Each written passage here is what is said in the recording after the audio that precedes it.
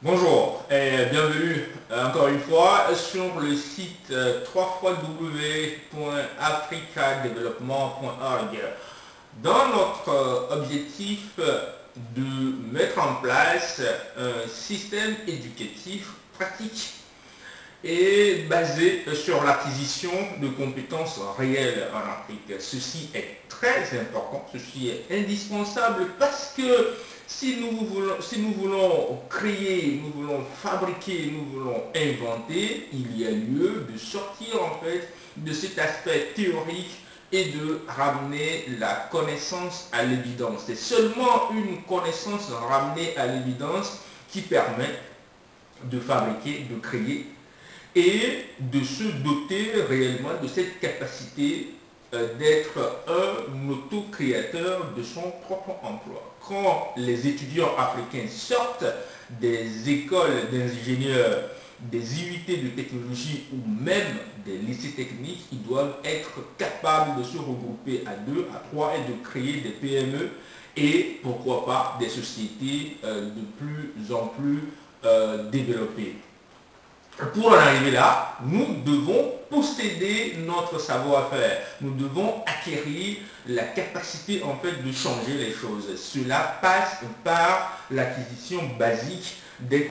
Aujourd'hui, nous parlerons donc de la notion de spectre magnétique et des lignes de champ. Ce sont des notions plus ou moins abstraites, mais qui se matérialisent très rapidement dans le domaine du laboratoire. À partir du moment où on sort du cas théorique et qu'on ramène le concept dans un domaine de laboratoire, dans une manipulation, la notion de spectre magnétique et des lignes du champ se matérialise et deviennent une réelle évidence. Et pour cela, on n'a pas besoin de matériel aussi compliqué. J'ai besoin d'un barreau magnétique, un barreau que j'ai déjà utilisé dans les expériences précédentes.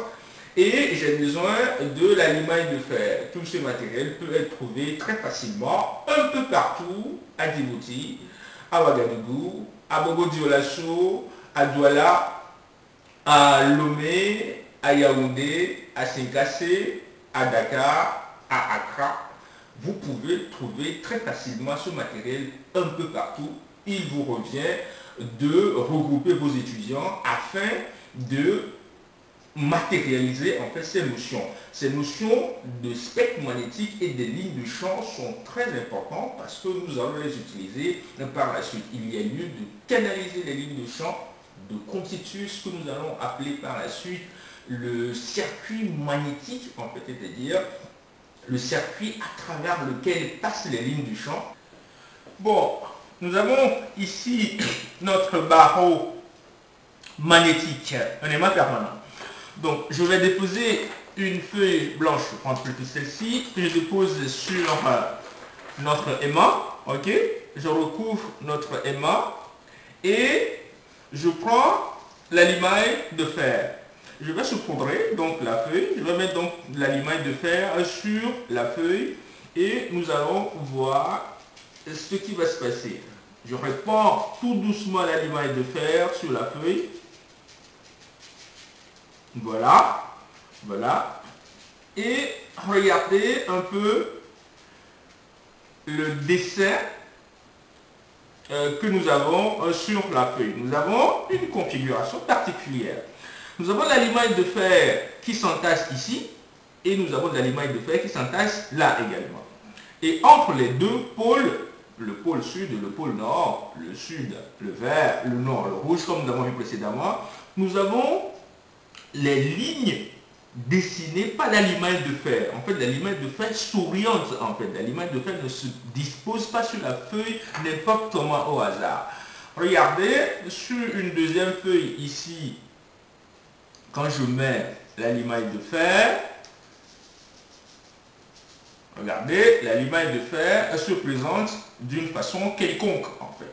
L'aluminium est d'une façon quelconque. Alors que sur l'aimant, l'aluminium a une orientation. Concrètement, qu'est-ce que ça veut dire?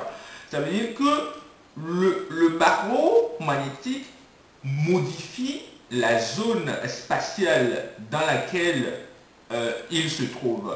Donc, il crée des lignes de champ. Les lignes de champ se créent donc tout autour du barreau magnétique. Ces lignes de champ qui sont invisibles en réalité se matérialisent à partir du moment où nous répandons du matériau, de la limaille du matériau ferromagnétique sur les mâts. Il est très important de savoir que ces lignes du champ ont une direction, une orientation. En fait, il est très important de savoir que ces lignes du champ ont une orientation. Les lignes du champ sortent du pôle sud et se dirigent toujours vers le pôle nord. Ici, au niveau du pôle nord, nous voyons les lignes du champ qui sortent ici. Ici, nous avons le pôle sud et les lignes du champ entrent ici. Très important de savoir parce que cette notion, cette particularité nous permettra de travailler beaucoup par la suite dans les applications assez définies. Donc ici, nous avons ce qu'on appelle un spectre magnétique, donc une orientation définie par la limaille du fer qui s'oriente suivant les lignes de champ. Nous avons ici ce qu'on appelle un barreau rectiligne. Et voici la configuration que nous avons. Comment cela se présente dans le cadre d'un fer à cheval? La disposition que nous avons ici, regardez très bien au sud, nous avons une orientation, un schéma bien dessiné, en fait, les lignes du champ qui entrent par le pôle sud, ici les lignes du champ qui sortent du pôle nord, et la disposition, ok, on a en fait une forme, je dirais, ovale, dessinée par les lignes du champ tout autour du barreau. Ok, cette configuration est une configuration très représentative du champ magnétique. Mais qu'en est-il pour un fer à cheval? Pour un fer à cheval, dans le cadre d'un fer à cheval, la représentation est celle que vous voyez ici. J'ai matérialisé les lignes du champ par des bouts de papier en fait, qui quittent le nord et se dirigent vers le sud. Donc vous avez des bouts de papier que j'ai dessinés ici qui orientent suivant les lignes du champ. Les lignes du champ sortent du pôle nord et se dirigent vers le pôle sud. Ici, au pôle nord, nous avons des lignes du champ qui sont sortantes. Au pôle sud, nous avons les lignes du champ qui sont entrantes. Okay? Donc les lignes du champ sont dirigées comme ceci. Cela, on va le voir par en répandant de la limaille de fer sur la ligne du champ. Mais c'est très important de savoir qu'à l'intérieur, en fait, d'un barreau magnétique, nous avons tout un spectre du champ magnétique, tout un ensemble de lignes du champ magnétique qui sont parallèles et les lignes sont verticales, en fait, orientées du nord vers le sud. Cette notion est très importante quand nous allons aborder la notion de flux et la notion de force électromotrice. Donc bien voir l'orientation des lignes du champ.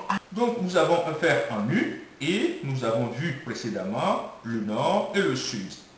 Quand nous déposons une feuille sur ce fer en U et nous allons recouvrir cette feuille de la limaille de fer. Nous allons voir un tout petit peu comment ça va se présenter cette limaille de fer. Donc mettons un peu de la limaille de fer sur cette feuille.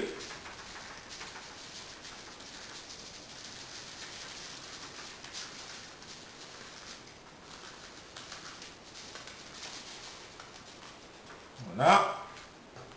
On voit très bien l'orientation de la limaille de fer. Quand on regroupe un tout petit peu, nous voyons que la limaille de fer s'oriente ici et définit donc un ensemble de lignes entre les deux polarités, le nord et le sud. Donc on a un ensemble de lignes et une concentration de la limaille de fer tout autour en fait sur les mâts en tant que tel. Mais il y a cette existence de lignes entre les deux polarités que nous avons ici en fait. Donc entre les mâts, on a donc cette orientation des lignes de champ, de la limaille de fer, cette orientation, cette réorganisation de la limaille de fer qui montre seulement que les lignes de champ existent bien entre les deux barreaux. Ces notions sont très importantes et donc il y a lieu de les concevoir, de bien les matérialiser pour comprendre la suite de ce que nous allons voir dans ce cours de magnétisme. Je vous remercie.